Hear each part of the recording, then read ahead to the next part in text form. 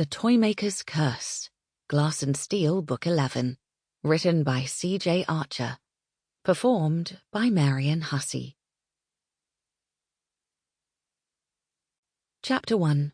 London, Winter, 1891. "That Mason woman needs a thorough talking to," Aunt Letitia said in her most imperial voice. "And you, India, must be the one to do it." I looked up from the deck of cards I'd been shuffling and shook my head. I won't interfere unless Cyclops wants me to. I eyed him where he sprawled in an armchair by the fireplace, his long legs outstretched and a thin instruction book on the topic of policing loosely clasped in one hand.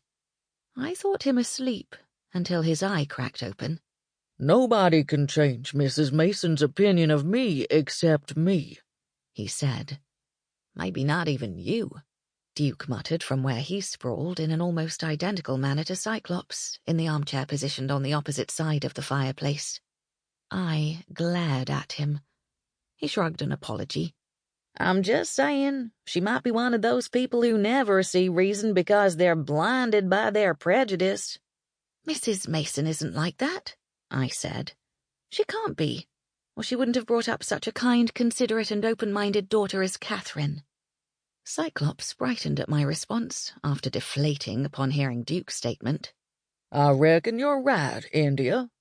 "She usually is," Matt said from behind the newspaper he'd been reading, proving he'd been listening to our conversation despite appearances suggesting otherwise.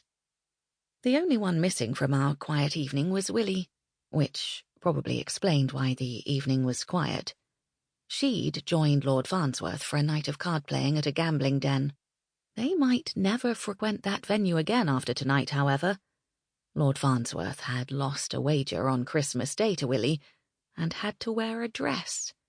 No doubt he'd be too embarrassed to face the other gamblers again.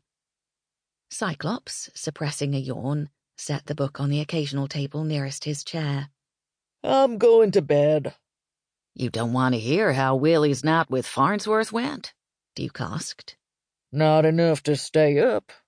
I've had to work all day, unlike some who've lazed about here drinking tea and eating cake."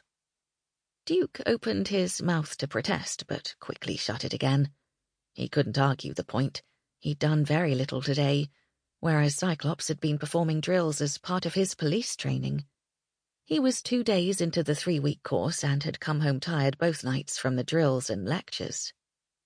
Once Cyclops departed, Aunt Letitia asked for the cards. "Sample complete. Ready to continue?"